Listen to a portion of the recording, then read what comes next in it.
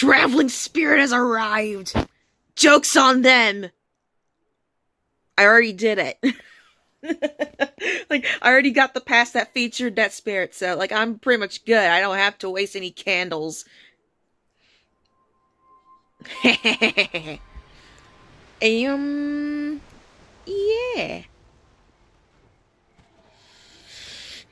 I was not expecting it to do a stream about my OCs the next freaking day, but, like, here I am, I guess. I forgot. Ooh, wait.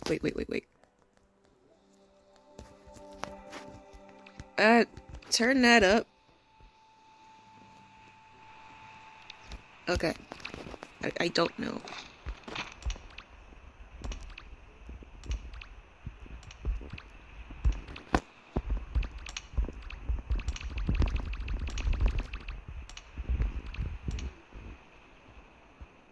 I was hoping it would be louder. I was hoping it would be much louder than that, but okay. Oh, wait.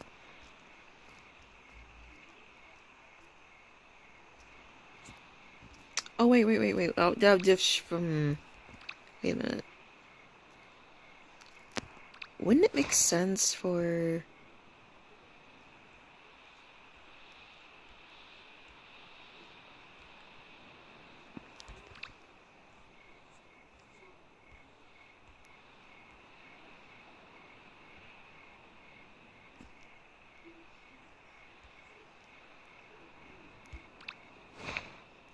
I think it would make sense for her to either get this or the staff or an orb.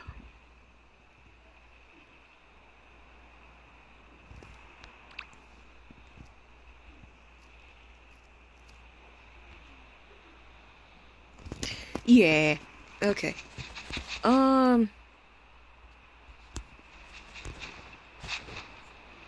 Hello. Hello. I can't fucking move. I can't move. Yeah. Okay. Cool, whatever. Okay, anyway. Okay, so... What do we do? Forge candle, ride with Manta. Prairie Cave Strike. Wait. Oh, I know where that is. Night Whisper in Prairie Village. Okay. Oh, she's gonna get blinded by the light. Ow! She's gonna be blinded by the light. I don't even know how that song goes. I don't even listen to that song, but I just hear reference and stuff. I just try to figure it out. Okay, so... Wait. What? Okay. So... This stream, I'm going to be talking about mostly Ibuki's story a little bit. So there's some weird, like, lore, like, map twisteroos going on. Twisteroos. Weird mindfuckery. So, and by that I mean, like, oh, this character's from a certain map, went to a certain map before those seasons even took place. Yeah, it's a weird one. Ow. Freaking bright ass red. Ow! Oh my god! Could have just waited until I landed to do that, damn.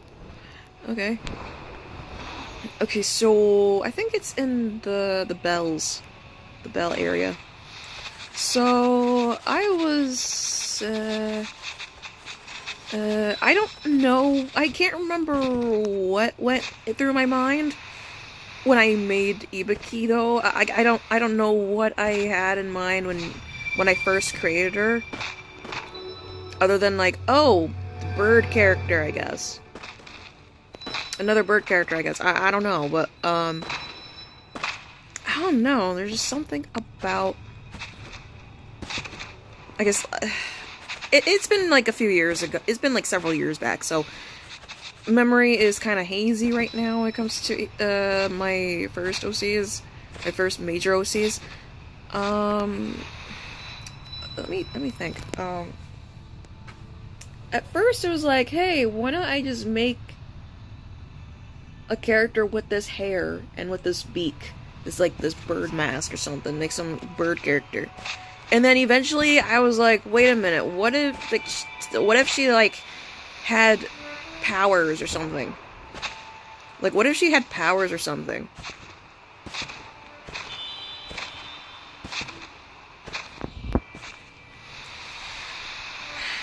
Like, what if she had powers or something, or she's like a witch or something, or a wizard or something? You're a wizard, Ibaki. What? Oh. I'll help.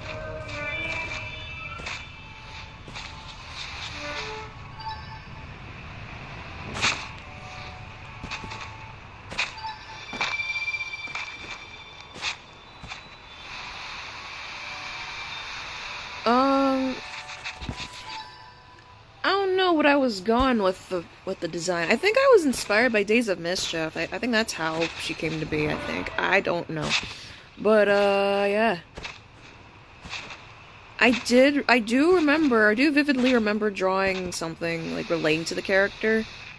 Kind of like an introduction picture of the character. I don't remember if I even posted it. I don't remember if I ever posted on my channel, though. I don't remember. It looks pretty nice. I still like how it all looked, too. So. With Ibuki's story, the cackling, the freaking cackling, dude with the freaking, like, braids on the one side, hanging from one side of his head, the one with the scaly, like, purplish cape, yeah, that dude, from Season of Abyss. I like to think that, Ibuki initially looked up to him or something. I see that character as a guy, so if you see the other way around, you see that character as anything else, there's no crime in that. There's no crime in that. That's just how I perceive the character, so, like, yeah. It's all fair here, you know? And, what else? I don't know, but that was like but that's a recent idea for me that I had. So, like, when it comes to, the story I set up for the character, it's, they used to live for a good while, most of her childhood in Treasure Reef, but always feeling like that there's something for her out there, like there's more out there waiting for her to discover or something. She was quite she was a curious kid at the time. She was quite curious, always wanting to learn, always wanted to explore in new things and discover new things.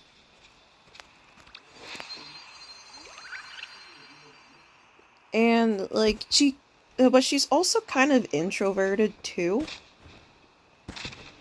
She likes testing her limits, and when it comes to flying... Oops, speaking of flying. Oops. What else? Animal for a day. What animal will you choose to be? I want to be a tiger. Moo. No joke, tigers can moo. Oh. So, okay. So, let me write this.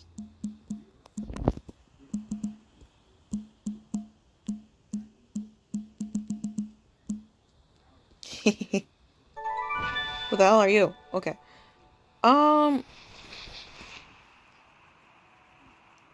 So, like, in the start of Ibuki's story, she's basically, like, kind of like a pseudo-moth. Moth-wise when it comes to, like, age-wise and experience-wise. So, like, she was, like, a child. She was, like, literally a child. When her story starts. I'm, like, very distracted.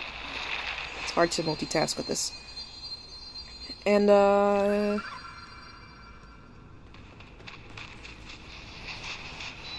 she had this fascination with crabs ever since childhood. Like, she loves crabs, like those little dark crabs.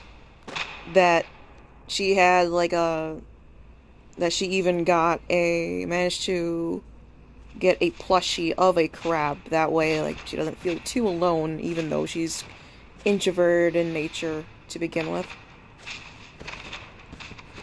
But she's well looked after by the crew, though.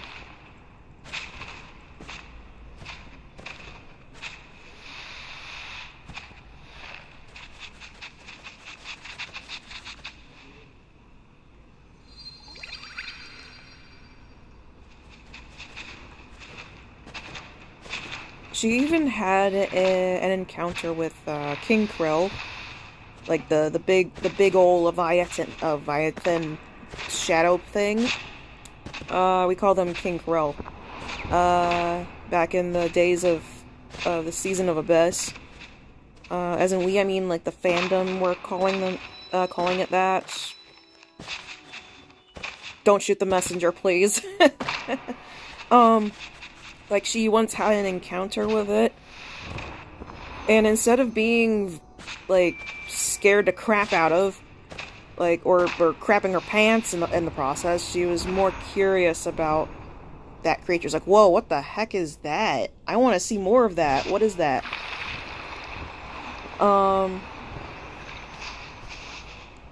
It's hard to describe without writing it down, honestly. I never wrote it down.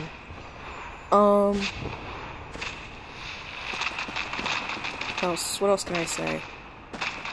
Honestly, she was like more enamored and curious about the creature and the krill, and it was kind of concerning to the Treasure Reef crew because of how dangerous those creatures are. But it doesn't stop Ibuki from trying to learn more about those creatures.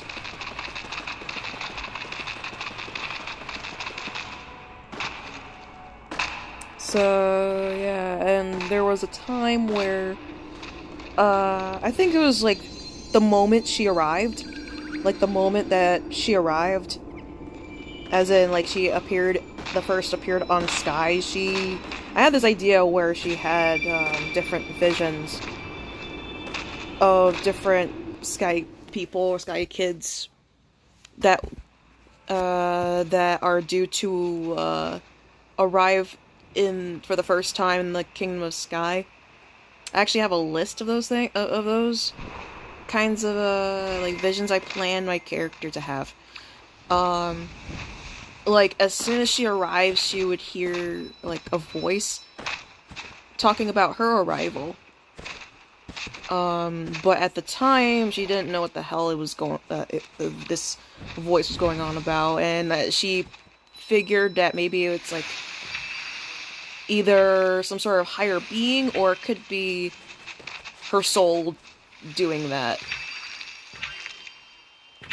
Or that's just how her mind interprets the vision or something. No, I think it was, they used to be like visuals.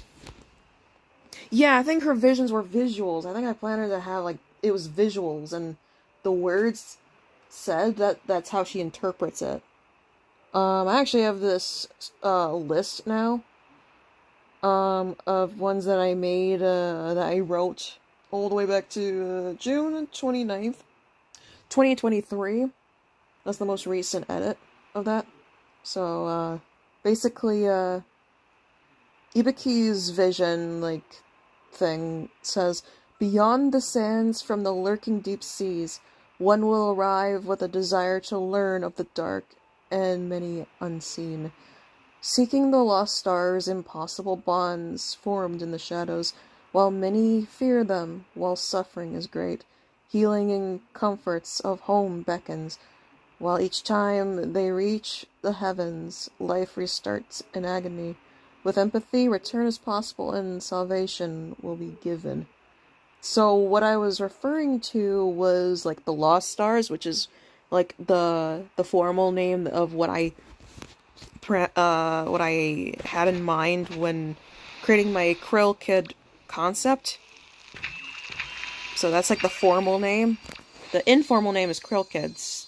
So, and the Lost Stars, that's the, like, in her story, in Ibuki's story, that's the name that was coined.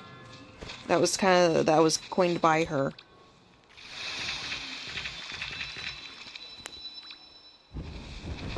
That was like the name that she coins to, yeah.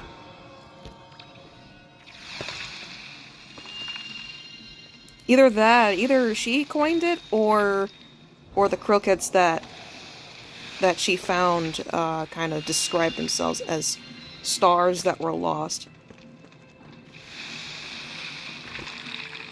And then maybe she like made it into an actual term to describe them.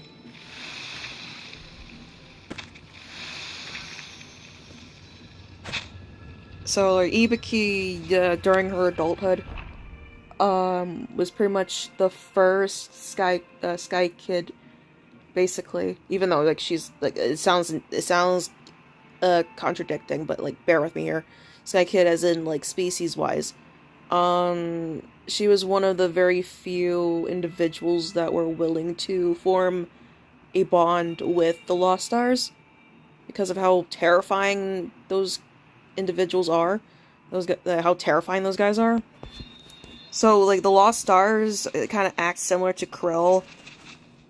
Always searching for light and always chasing down unsuspecting Sky Kids for their winged lights, because to them, like, winged lights is pure light power. Pure light force. Some sort of energy, a pure energy of light. Okay. Over there? Okay.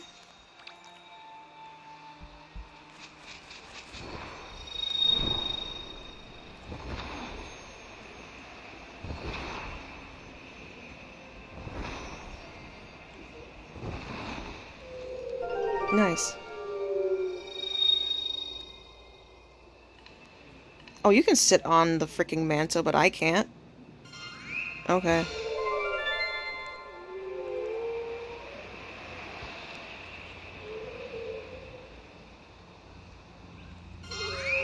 Uh-oh. No. No! Don't kidnap me, please! No! Get off me! Damn it! Okay.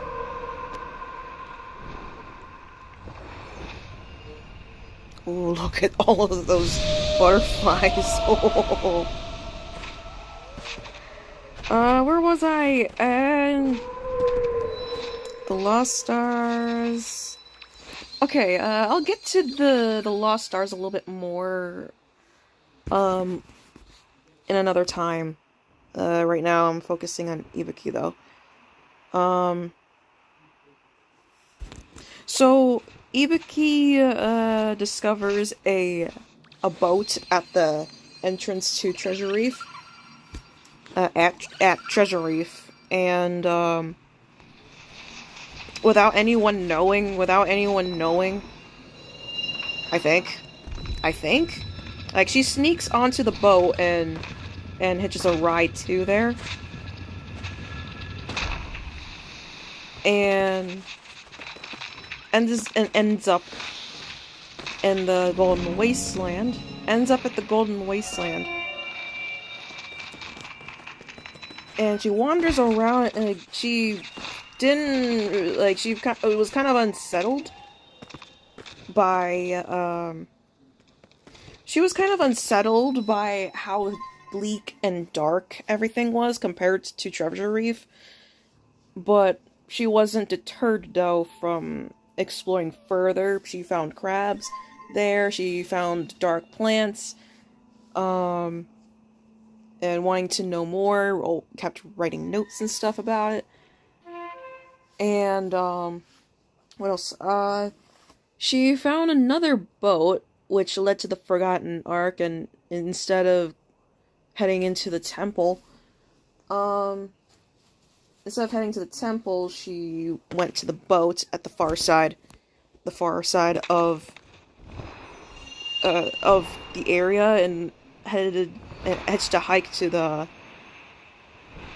the Forgotten Temple, and that's where she met the seasonal guide, the enchantment guide.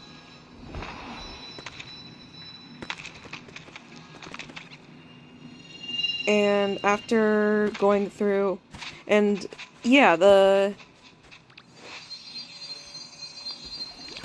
location-wise, she came from the map designed for the Season of Abyss, but she arrived around the time of Season of Enchantment, so chronologically she already arrived around that time.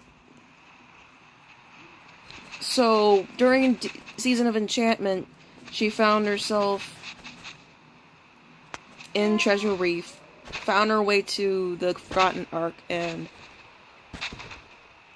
pretty much, yeah. And it pretty much made the Forgotten Ark her home, her new home. So, like, she kind of spent most of her days, a lot of her days, throughout the years, throughout the time there. She spent most of her time in the Forgotten Ark, but eventually she explored every nook and cranny of the Golden Wasteland. My brain just kind of didn't want to work today. Okay, so ride a manta, forge a candle, there's that quest thing. I think I...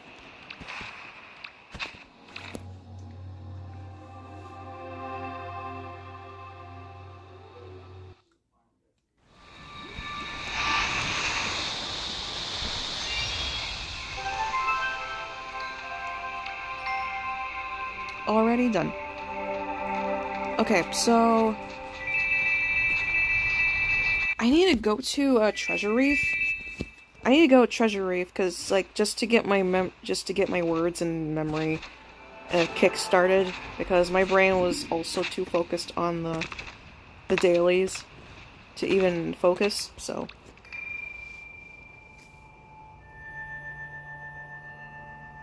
as soon as she arrived, she had that first vision about herself, not knowing what the hell that was all about.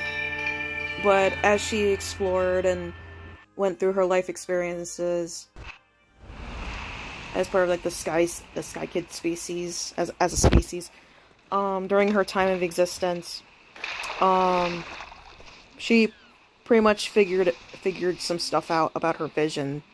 I was like, oh my god, I finally figured it out. That's what it means. Like, like, when she was younger, she didn't see these kinds of plants. She didn't see those plants.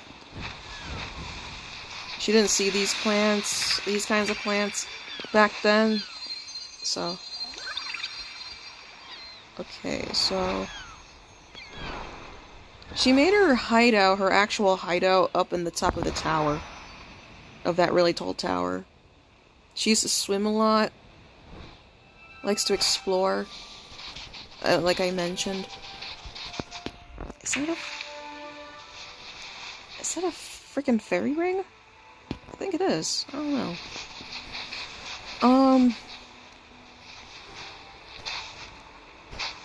So, like, there was a time where she flew around and discovered that boat.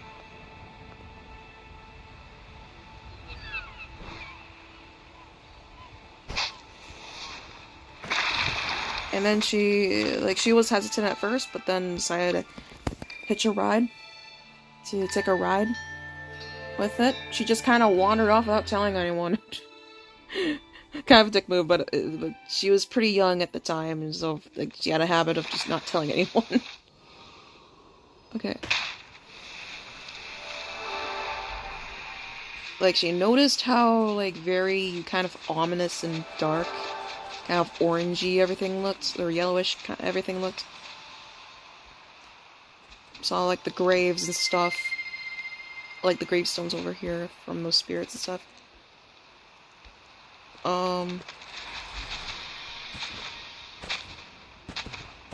It was here that she,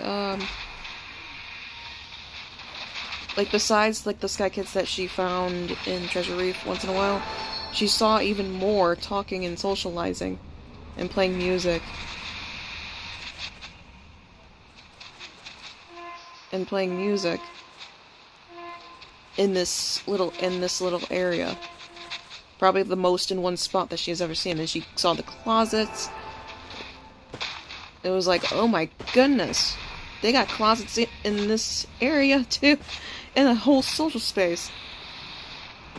And eventually Ibiki eventually peered over that whirlpool and just saw that there was not really much else to do in the area, so just went down, just wondering how things will be when she takes that route. And then she freaking face plants into the sand. And she initially struggled getting around the sand. Sees that giant building, but decides to fly around instead. She does manage to find some winged lights too in the process. She does find winged lights in the process. Oh yeah, I already went to this area this morning.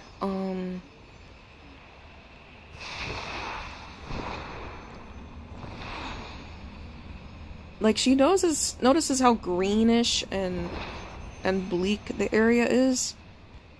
But she wasn't really deterred by it. She sees, like, a little flag thing over there. Like a spear. It was a spear. Not a flag. It was a spear.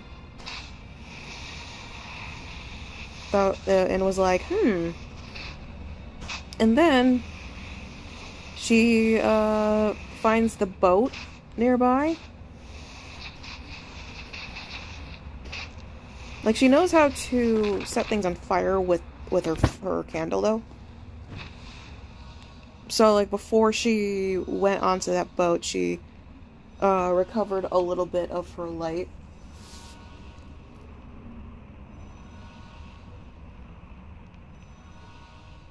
Just give it a second.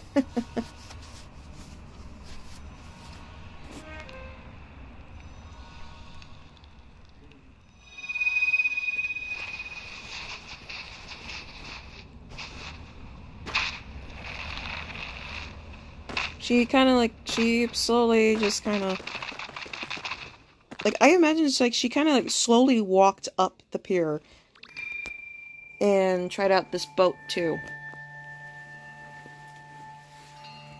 Let me see. Oops. And this little Among Us crewmate plushie as I was in progress of the beanie thing.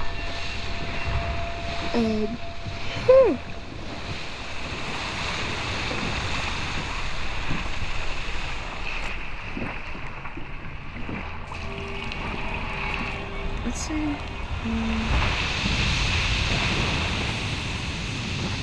There we go. Let's see.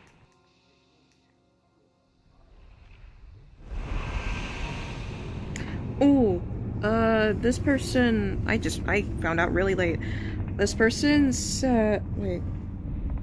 Okay, I've recognized those characters. I think the second character is, it's like, relating to the sky. I'm trying to remember what the first one is. I've seen it before. I can't remember though. Hey, fellow, not bystander, standard. Hello.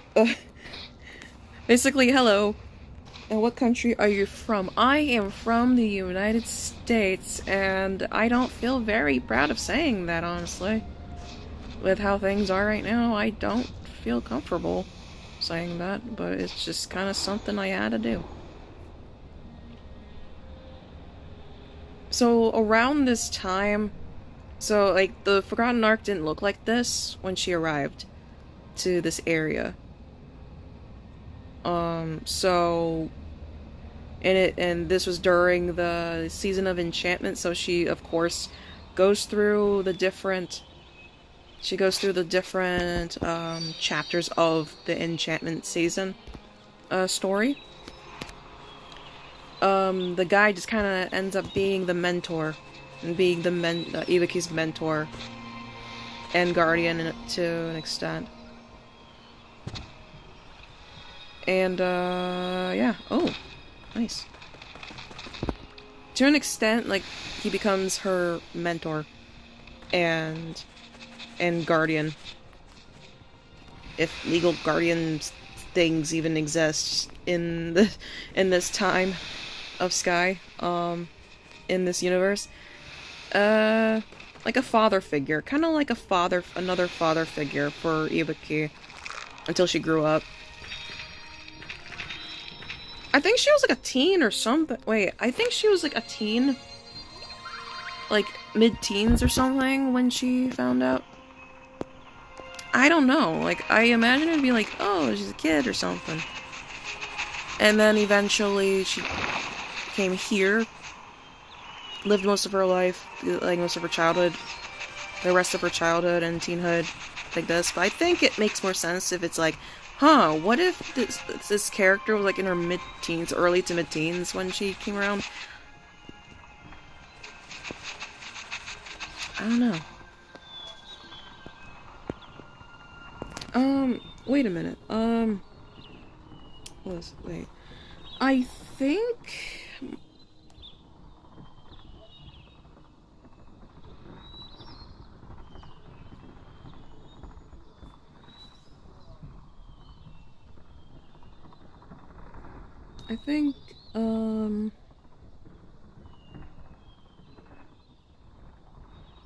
what was that?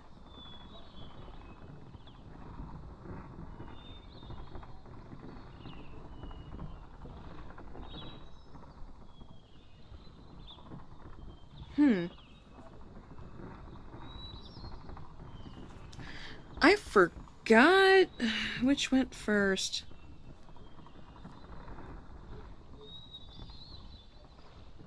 Season of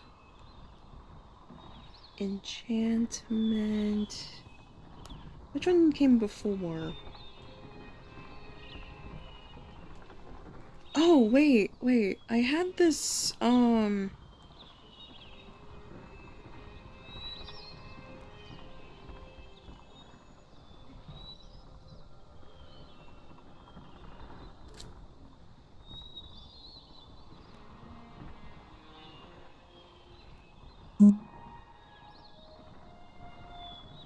what? Oh.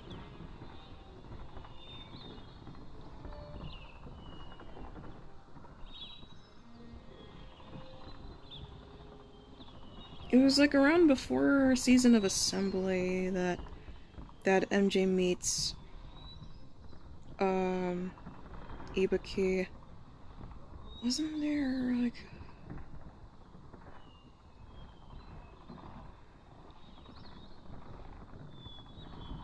where was that? Where I thought I had a timeline.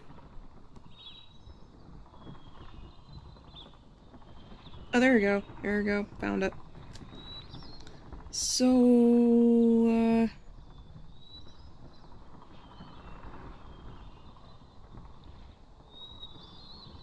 I think initially I planned MJ to be a new arrival around Prophecy, but then realizing like, oh, he arrived before Ibuki arrived to begin with. There's like gratitude and light seekers. I'm just itchy. Very itchy. I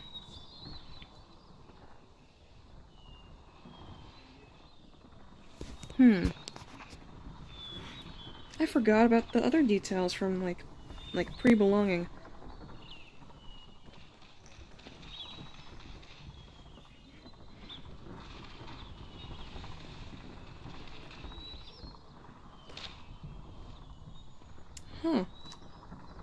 So Season of Rhythm, MJ arrives.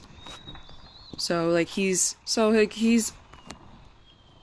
like chronologically, like timeline wise, he's older than Ibiki. Although age wise, he's probably a little bit younger, than Ibiki, probably. Because I always imagine Ibiki to be like some sort of like middle-aged lady, but who just happens to be really short. Super short, like chibi levels of short. So what was that? Okay, so Ibiki arrives on Treasure Reef and learns how to create magic and all this. This was like 2023, so around June. Like MJ meets Ibiki and is revealed of the true beauty of the Forgotten Arc. So sometime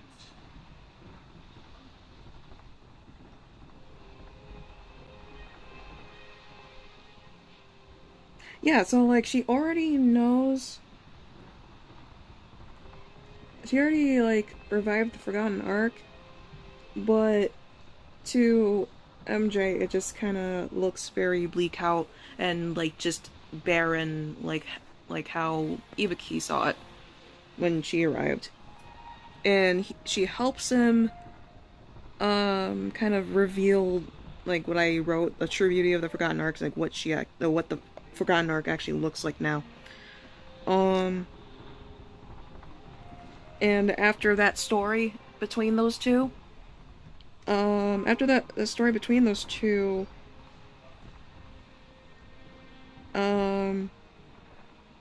they, I can't remember what happened. I can't remember what happened exactly, but at some point,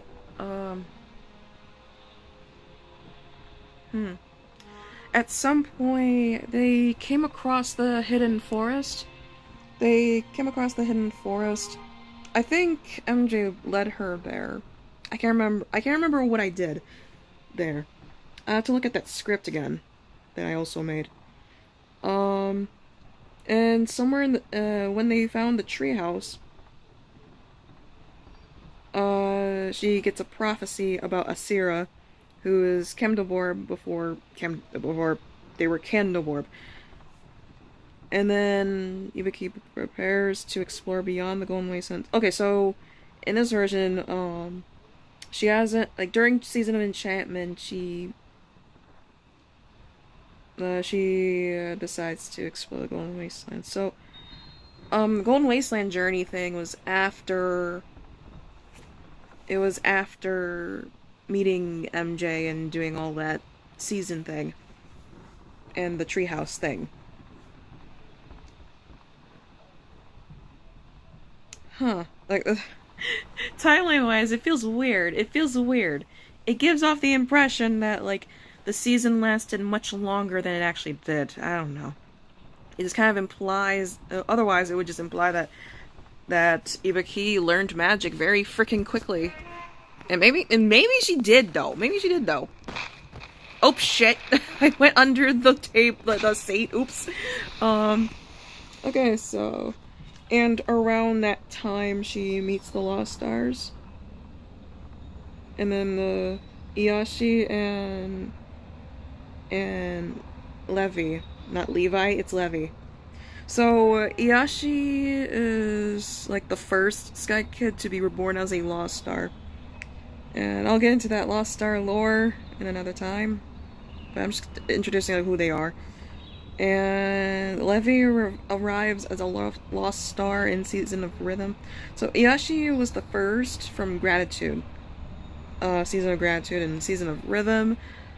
Levi arrives as a lost star, making them the first to start life as such, as opposed to a Sky Kid being reborn as one after one or more trips to the Eye of Eden.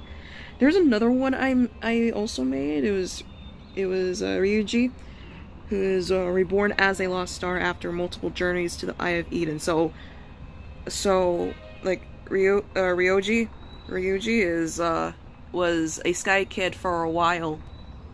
Already had experience with the Eye of Eden journeys. And then all of a sudden, like, something went wrong during the being reborn again, and became a lost star. And no one really knows what the hell happened that would cause someone to become a lost star. It just kind of seemed random at first. Although, some Sky Kids may theorize, like, oh, maybe, like, the Aurora goddess thing had something to do with it, or maybe she couldn't, maybe she had something to do with it, and not causing it, but unintentionally, like, being involved and such. Like, I had this concept where, like, whenever I was listening to Heathens by Aurora, it's like, what if she was, like, a rather than the mother of Sky Kids, or some sort of goddess, a goddess of the Sky Kids, or something in this universe, and she also keeps watch of the rebirth process of the Sky Kids, kind of looks over that stuff, and then somehow something went wrong, and like something went wrong in the process, and she was unable to help the Sky Kids be reborn. So the Lost Star just kind of ended up in somewhere else entirely. Yeah. Although I may just, like, change my mind in the lore thing if more lore stuff in the canon story come out. So, like, she doesn't unintentionally turn them into that. It's like she was unable to find those souls that pass through orbit and guide them to safety to the other side and retain their form.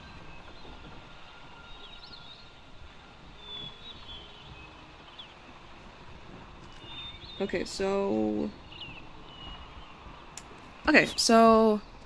eventually she just kind of, so around Season Enchantment, she learns magic, explores the area,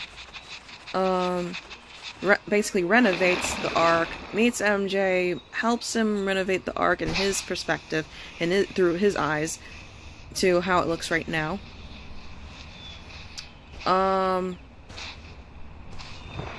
What? Like, I don't know how they ended up in the treehouse, though.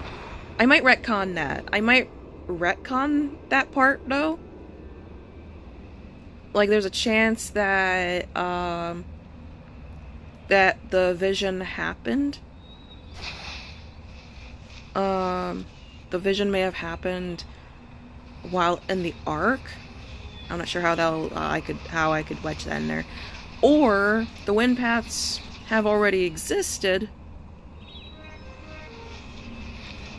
but it closed up at some point. I don't know. I don't think that makes sense. I don't know.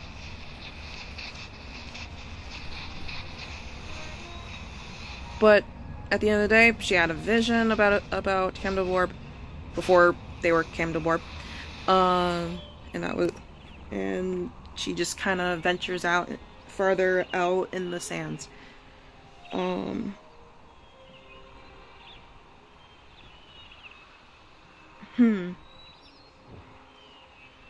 know that eventually she went through Eden, though. I know for a fact that at some point Ibiki went through multiple trips through the Eye of Eden. Like, after going through the temple and going wasteland, and going through the vault, and the vault of knowledge, and yeah, she learned a lot. She learned a crap ton being there. She actually took her time in there. The fuck was that? The fuck was that sound? What the hell was that? And eventually she... The fuck? Hell, man, the freaking sound effect. Physics, what's that? So, like when she grew up a little bit more, and by the time that wait, where is it? Oh wait, no.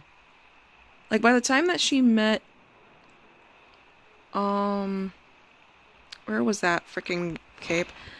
What else would she wear though?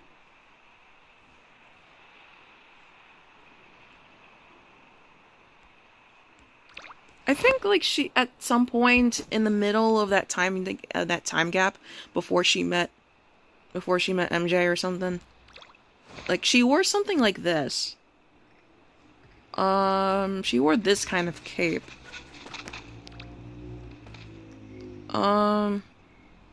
She changed her hairstyle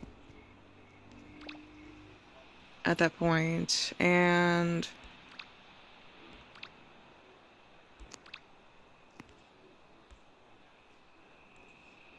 where was that? And she gained like a freaking bird, and she had a bird.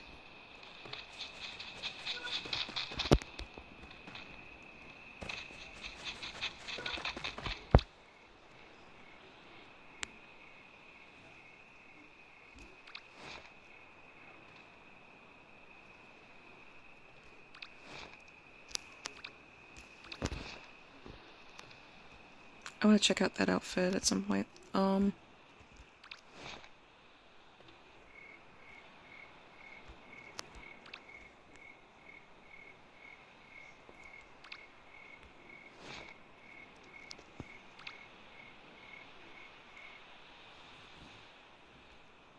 don't think there was any outfits from Enchantment, right?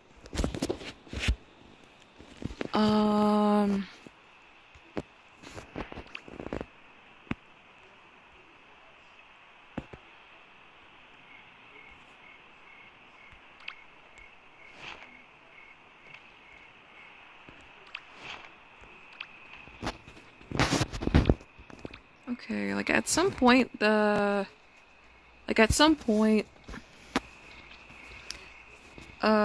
Ibiki kind of looked like this with the outfit. Kind of looked like this with the outfit. And gained a little bird friend. And then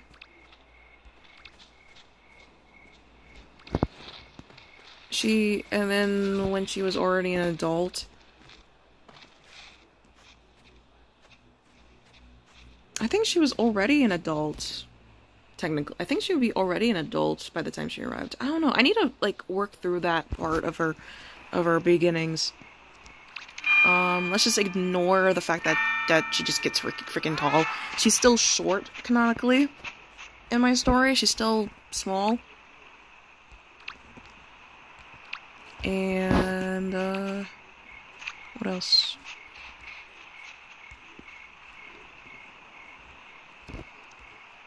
Okay, and she ended up just gaining some sort of neck fluff for some reason in the process. Either that or she already had a neck fluff to begin with and I just kind of forgot. Oops. Where's that freaking...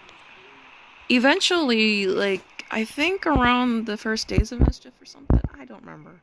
I don't know. She eventually...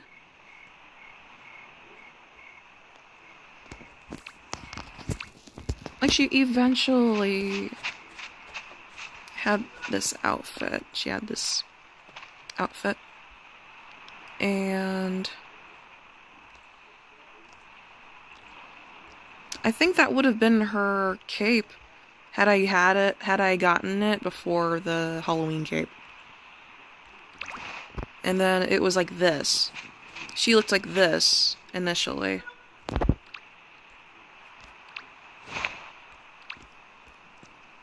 So yeah, she looked like this initially.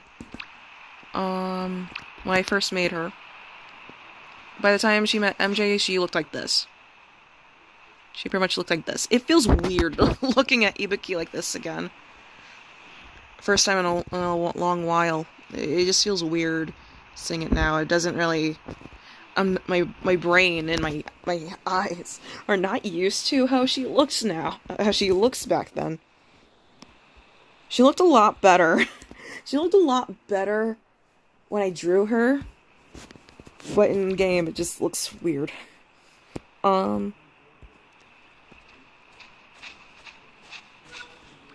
So she kind of researches crabs and krill and the lost stars more and more, and what else? I think when she was I think at some point she had this, or maybe it was like before the. I think it's like she had the purple thing, the purple cape, and then she had this, somehow gained this cape, and then it turned to a full black cape eventually, like over time.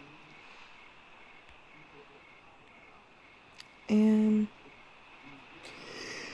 yeah, okay, so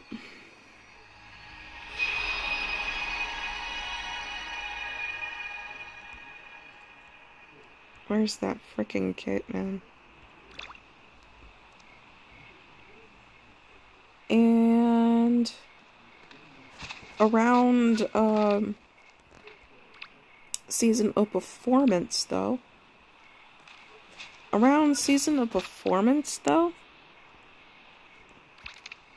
She ended up having this.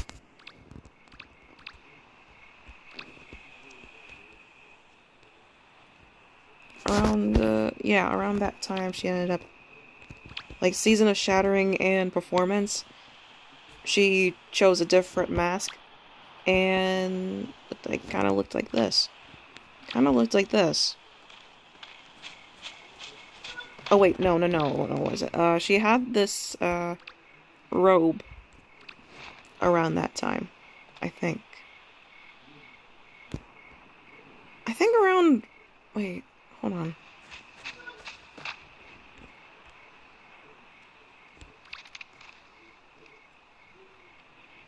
No, like around Performance. No, it was around Performance that she had a new look with the mask and the cape. And Season of Shattering, it was when she got this cape, this cloak and mask. Performance, this cape from Shattering, the following season. This is basically what she mostly looked like. This is like the gist of what she looked like for a long time. For a very long time. With her little bird friend.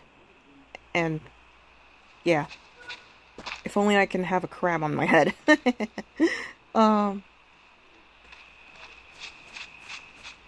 Like, I want to talk about the Lost Stars really bad right now, but I have to be careful, though, to not spoil too much with it.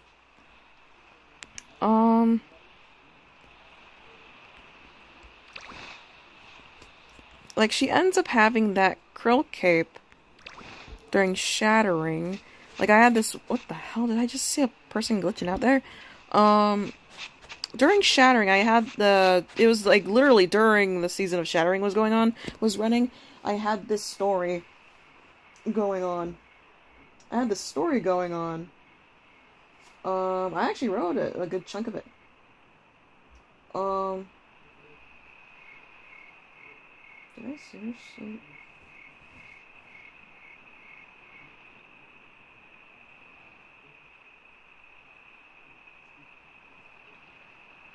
Okay, so the most recent entry in the timeline was Season of Shattering, so I kind of didn't go back on that for some reason. Okay, so Season of Shattering, I had this whole other, like, weird lore thing, like, other whole story around that time. So, like, Chemdeborb, Earmoth, like, which is, like, one of my, first Sky OCs. Very, like, a chibi, in an attempt at making a chibi character, of that style, like, MJ, Holic, like, Workaholic, Candy Kit, Miss Roxy, Mr. Carrion, Trickster, and Ibiki witness the ominous arrival of the Eden crystal shards and band together to restore the corrupted and poisoned realms. Yeah, Season of Shattering would definitely be like the Lost Stars' favorite season. It just kind of changed everything about the Lost Stars culture. Well, founding of culture, you know. The gang discovers the Void, which may hint of the history of the season. The gang, with the exception of Mr. Carrion and Ibiki, discovers the starved and aggressive Lost Stars that manage to travel outside the Golden Wasteland and into the other realms, following the Eden Crystal explosion, and cause chaos amongst Sky Kid populations in search of consuming winged light. Ibiki and Mr. Carrion appear and stop the Lost Stars, wreaking havoc at the bird's nest, like the one in the Prairie Realm, incapacitating them in blue crystals. So yeah, like somehow Ibiki and Mr. Carrion have the power of summoning blue crystals. I don't know. I don't fucking know. So like Ibiki and Mr. Carrion, so Ibiki and Mr. Carrion, like sometime after she respawned.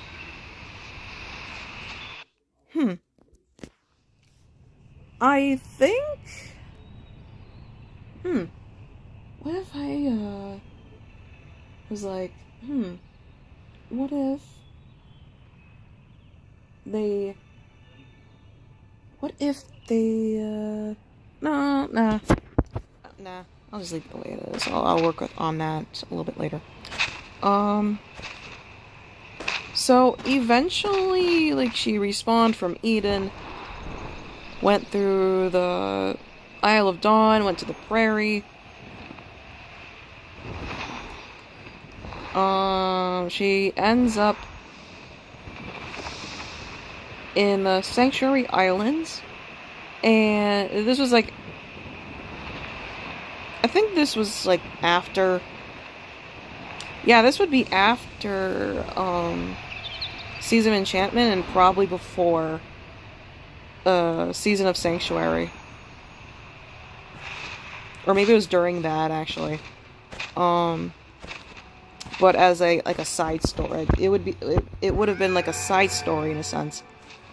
Rather than like the main story in the whole lore, I guess. I don't know, like in perspectives. Like, think of it like Wings of Fire. Kind of like Wings of Fire, where like each book is like features a certain character in the group. So like in one part of the whole story of this big overarching story, it would be like Camdebor, and then another one would be like Ibiki, and another one would be like some other characters. Kind of like the Wings of Fire series in a way.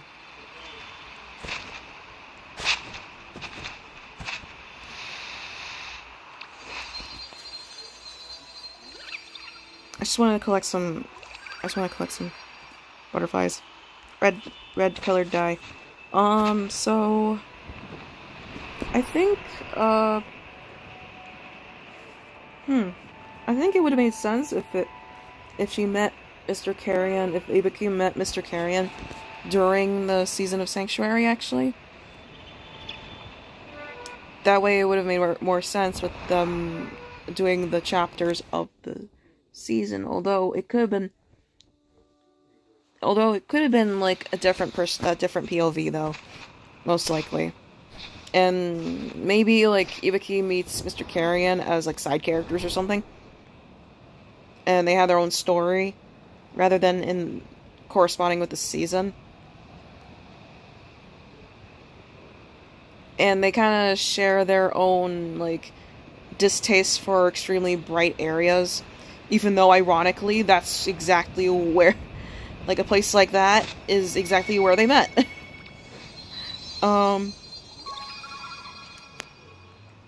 Those two just kind of became besties. Pretty much became besties. Like, close friends of sorts. For a good long time. Because of their shared interests, and they kind of work together. They kind of have like a pseudo, like, sibling-ish kind of relationship. sort of, I don't know, like, or maybe not, they just kind of have, like, a strong bond in general. They just have a strong bond in general. Like, I did think about shipping those two together as a couple.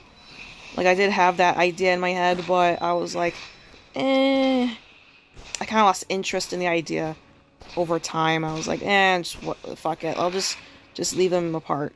I'll just leave it platonic. It's like, I just didn't see a point in making their relationship romantic. So, I just kind of kept them at platonic range.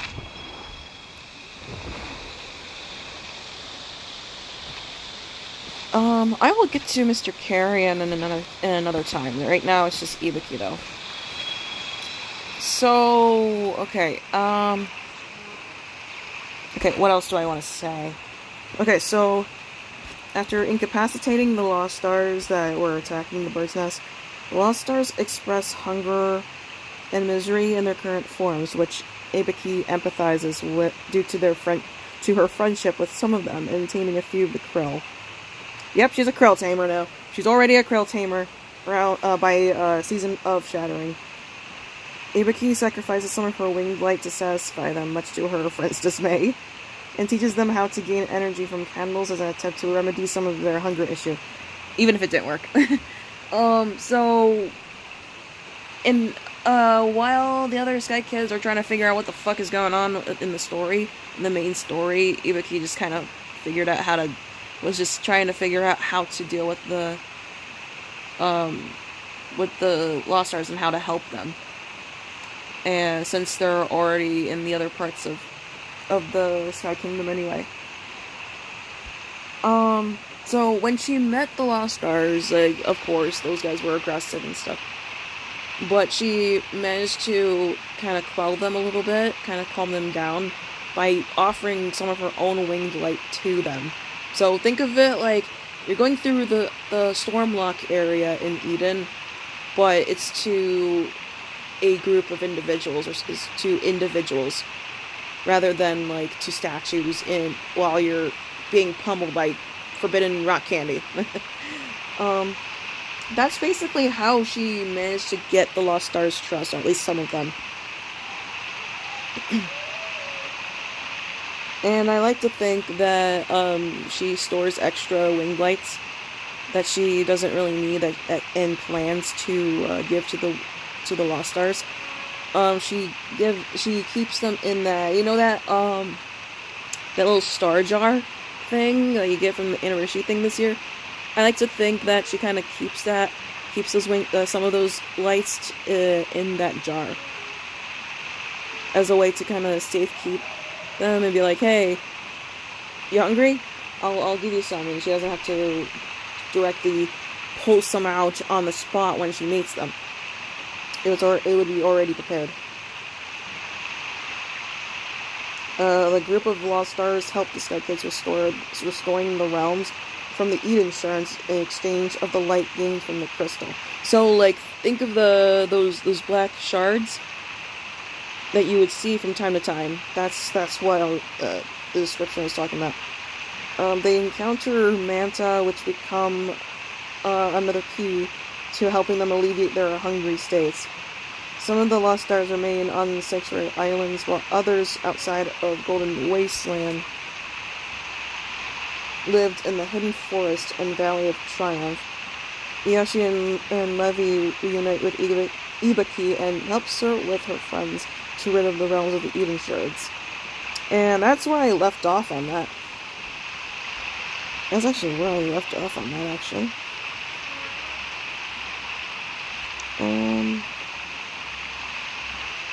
Shoot.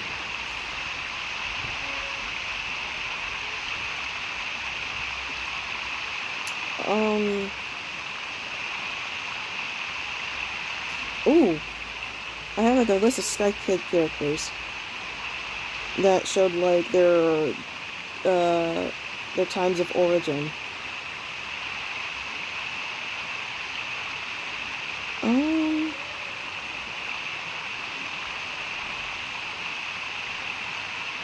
So like the Lost Stars, Pale Souls, Like, most of them arrived around Lightseekers, around the Lightseekers era, while Ryuji and Belonging, Levy and Rhythm, and Yashi with Gratitude being the first guy. Ooh, I actually have not a thing relating to the last stars. I'm not gonna go too into it. So, but I will mention though, like after, like the issue with the Lost Stars and being hungry was resolved somehow, to an extent. What was it? Following the season of shattering, the Lost Stars established their own organized hierarchies with the formation of clans in several realms after harnessing the healing powers of the creatures of light without having to drain them of their energy or life source. Just basically kind of like similar to what Sky Kids can do. So I had, what was it? Yeah. And what was it? There was one that I actually wanted to talk about.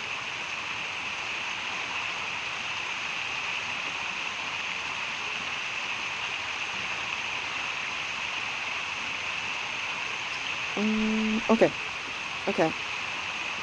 After discovering new methods of life from candles, butterflies, sunfish, manta, and blooms, and jellyfish, Osiris decided to settle the new homes in the caves, mark its areas of hidden forests and sanctuary islands. And they view their lost star peers that wear the Krill Cape as important figures of their society. So, like, the Krill Cape is, like, basically what, is basically what the cape that Ibiki is wearing right now. That's basically what it is. They just kind of view those that wear as important figures in society. Which led to the formation of the Lost Stars, hierarchical system. In each realm they inhabit. Those that possess the Krill Cape and King Manta Cape are considered as co-leaders of the clans. So, I'm not gonna spoil too much yet.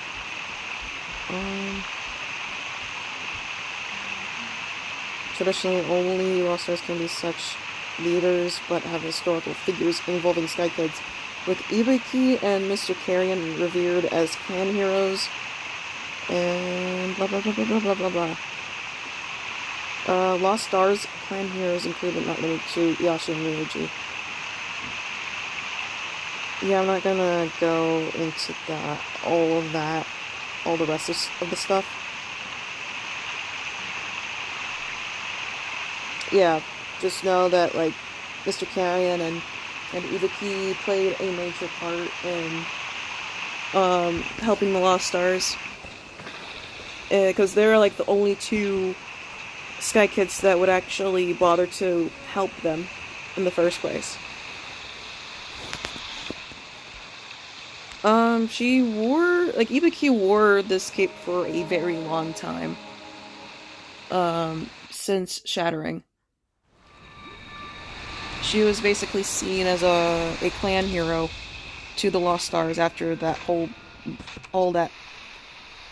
issue was finally resolved. I have a soft spot for this cape. Kind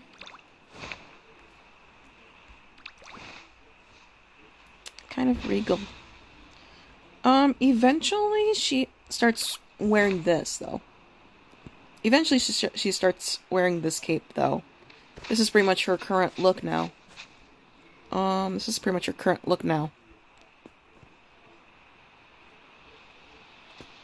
It's like she just kind of goes full on Crow Witch. Raven Witch mode. She kind of goes full Crow or Raven Witch mode with her look now. Well,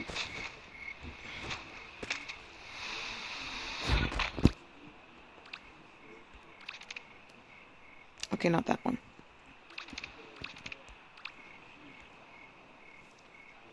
Ooh.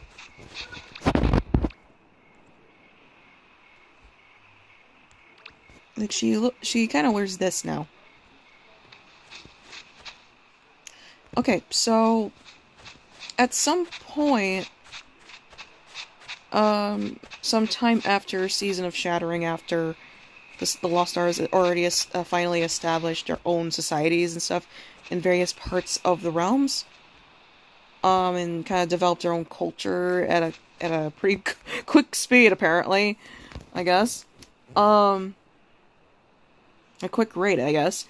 Uh, she, I know that I had this plot thing where, what was that? Like, I had this plot thing where, let me try to figure this out. Let me try to figure this out.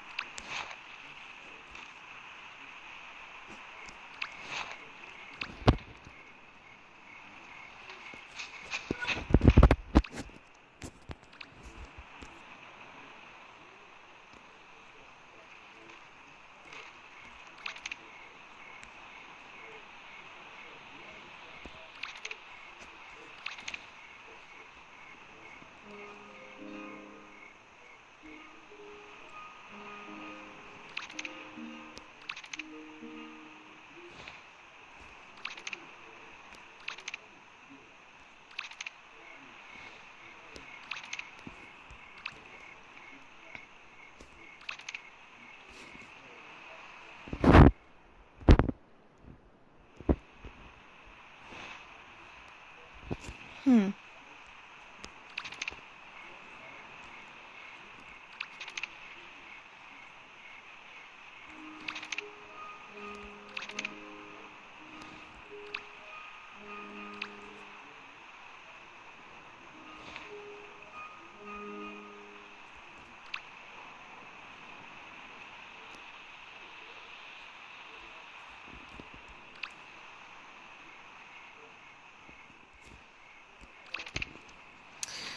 Give me a second. I'm trying to remember what the character looked like.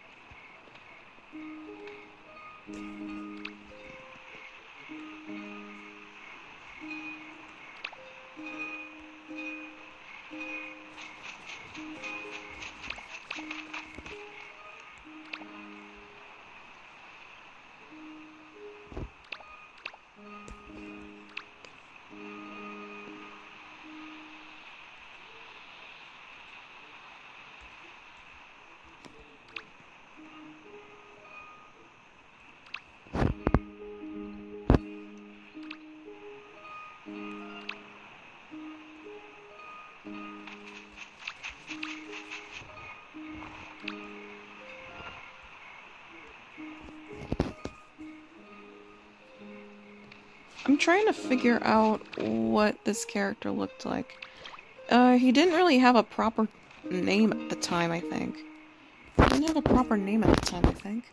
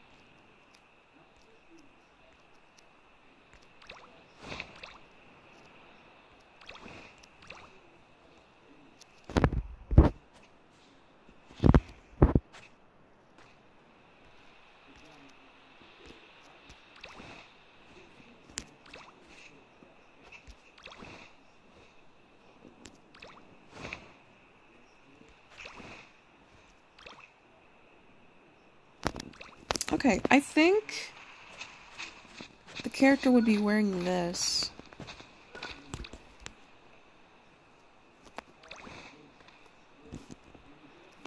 Okay, I don't remember the cape looking like that. Okay. Um...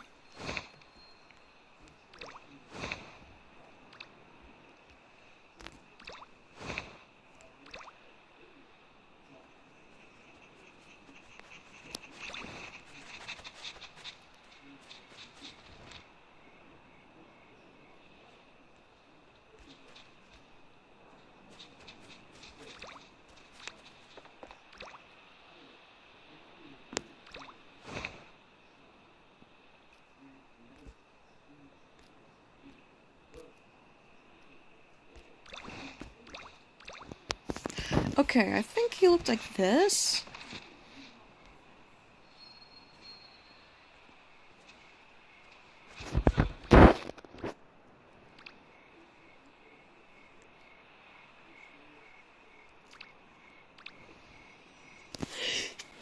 Ow, my back. Okay.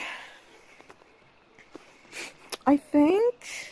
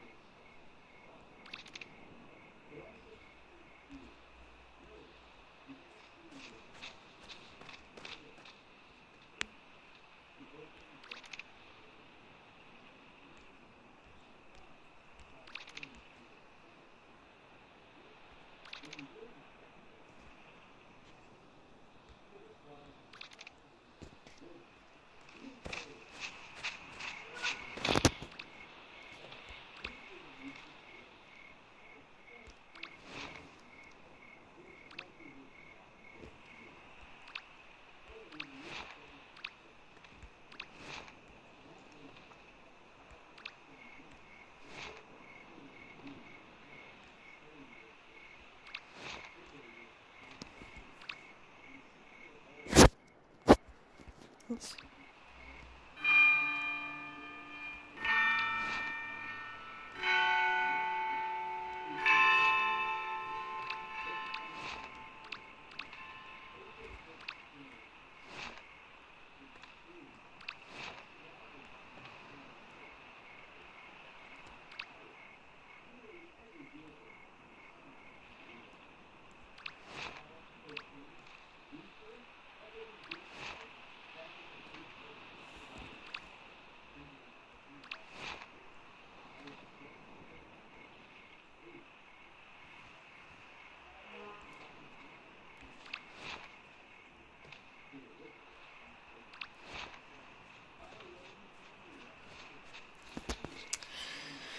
Okay, this is the closest I can get with how I imagine my this new character. So this character was supposed to be like a pupil, like alongside Trickster. Alongside Trickster, to like pupils, like Ibuki's new pupils. So like students or something of magic, of learning magic and stuff, fighting and all that. So while Trickster was kind of like what the fuck? Why is it weird color? Okay, so Trickster was pretty much a loyal, big fan of Ibuki and all that because of her skills and her talent with magic and all that, and wants to be just like her in the future. This character, I can't remember the name of this character, but he kind of struggled a little bit, and at a young age, during his moth days, it was during, he pretty much arrived during the middle of, around the time of Season of Shattering. I think, just before it. I think just before, Season of Shattering, and he had a really bad experience with the Lost Stars, and, in the later seasons, he ended up, kind of having a falling out with Ibiki, and went on his own, growing into a sorcerer of his own right, and became a very feared individual, like a very feared Sky Kid who would be actively trying to, eliminate the Lost Stars in some way. So basically, Ibiki and this character act as polar opposites, where Ibiki explores different magic and stuff, no matter if it's light or dark, or good or evil, as long as she's able to harness it and use it for good things, and she doesn't get automatically corrupted in the process. Thankfully, she just wants to learn and stuff. Meanwhile, this character kind of had this different calling, kind of leaned more towards the Aurora goddess. I call it a Aurora goddess. And he just kind of became radical, and he's like a character who is like a devout believer of a deity, but does terrible things, very immoral, like horrible things, in that deity's name. And this character hopes that by eliminating the Lost Stars, everything would be safe, instead of just letting them kind of establish their own culture, and just kind of being its own thing, and living and coexisting. And that's because it's mainly because he had a really bad experience with the Lost Stars. They tried to kill him. They straight up just tried to kill him, scared him for life. Basically radicalizing the character. And at some point, he becomes a major threat to the Lost Stars, and they had to do some sort of exodus to Sanctuary or somewhere else, or somewhere in the lesser known areas. I think to Treasure Reef. I think in Treasure Reef. I think they just had to they had to go through an exile into Treasure Reef, I think, and to hide from this character, to hide from the Sky Kid from killing them all. And of course, Ibiki helps them out. And Ibiki felt like she was partially responsible for how things turned out with this character. And that's why she was very dead set on wanting to fix the problem and trying to stop this character from going through his basically one-man army genocide, basically. So, eventually he does get defeated. At some point he does get defeated, and he ends up fleeing. And eventually his staff is broken, his trusted staff, the source of his power, gets broken, and it was broken, and he just kind of had nothing. He pretty much had nothing after that. When it comes to his skill in magic and all that, that doesn't get erased like Aang with the freaking cult leader, was it Amon? I can't remember. I haven't watched that show in a while, the Legend of Korra. Um, like, Ibuki doesn't do that on this character, but, like, she does take away this source of power that he used, which is his staff, which was crafted by Ibuki herself at some point as a gift. And, so yeah, she basically, like, I made you into what I unintentionally made you into what you are, and now I can take that away from you. And she breaks the staff, basically, removing most of the power that this character had when it comes to magic and stuff.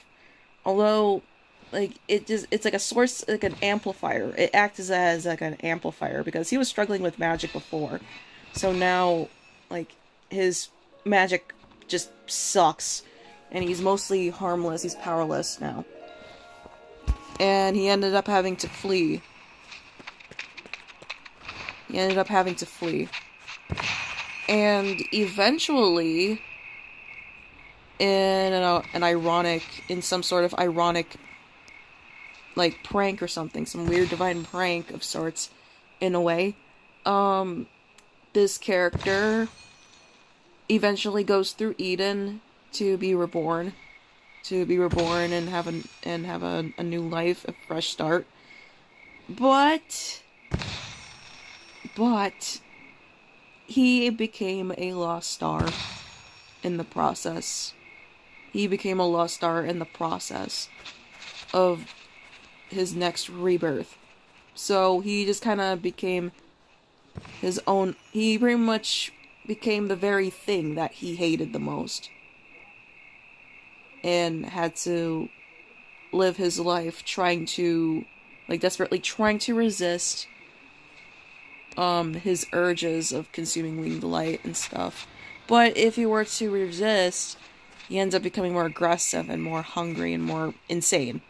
So basically, he became insane.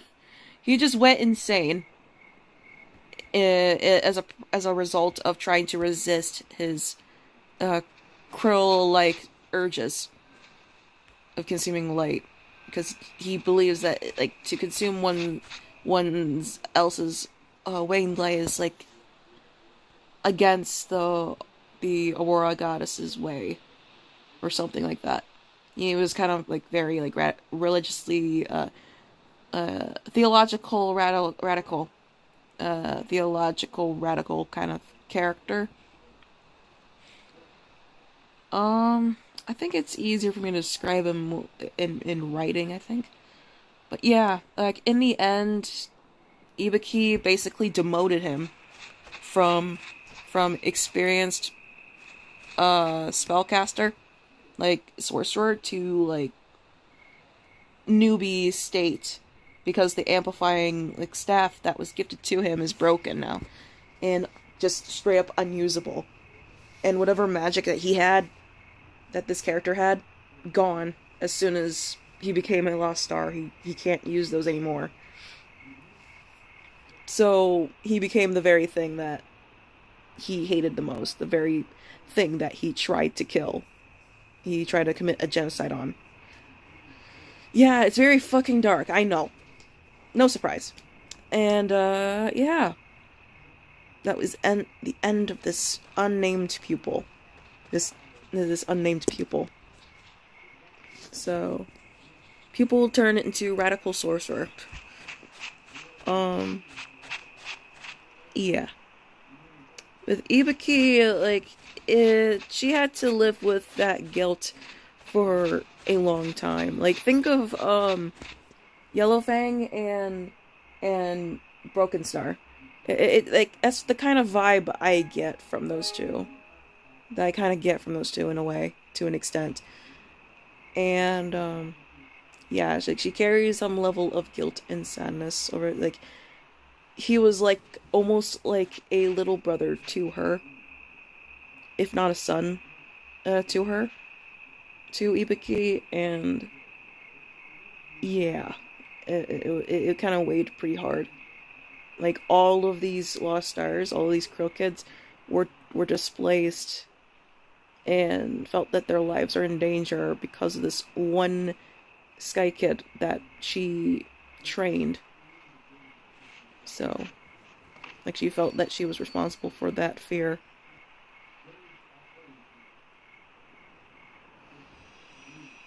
But she never, no, but I don't know if she ever told the Lost Stars about his origins. Because I think she believes that if they knew, I think that she believes that if they knew, they would turn aggro on her. Like, everyone would just turn aggro on her. So she doesn't tell anyone. So she kept that she's keeping that secret to the grave. So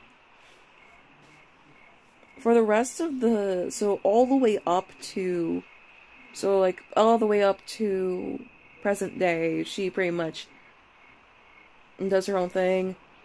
Does magic, makes potions, and does spells and stuff, interacting with others and going on adventures with others, and random hijinks with Cam DeWarb, which like they have this weird like frenemy vibe. They have this frenemy vibe, and Ibiki also has that with Miss Roxy, who is an Ox character, who is closely tied to Mr. Carrion. Like, but those two have this weird like frenemy kind of relationship. Like, they can work together, but it doesn't mean that they like each other that very much. Because they have they have like differing viewpoints in the world, in life, so.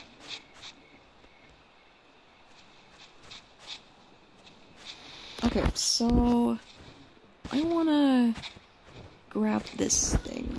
Where's that? Where's that thing? Where's that statue thing?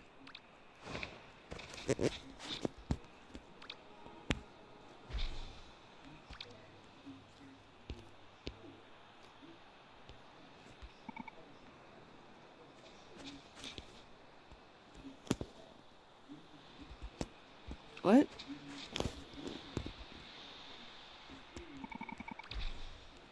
What?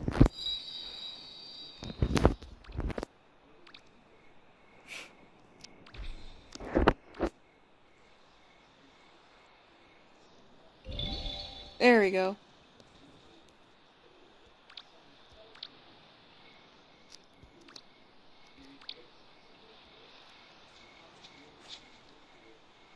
Oh shit, okay.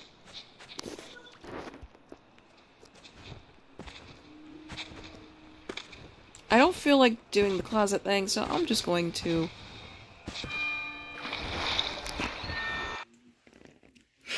I'm too lazy. I'm just gonna go to the freaking nest thing.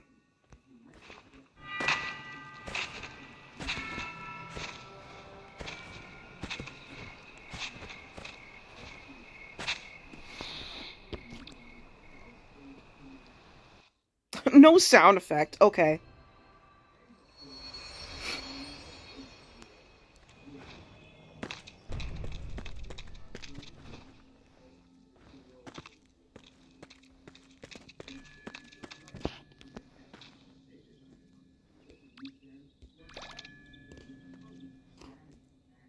Much better. Way much better.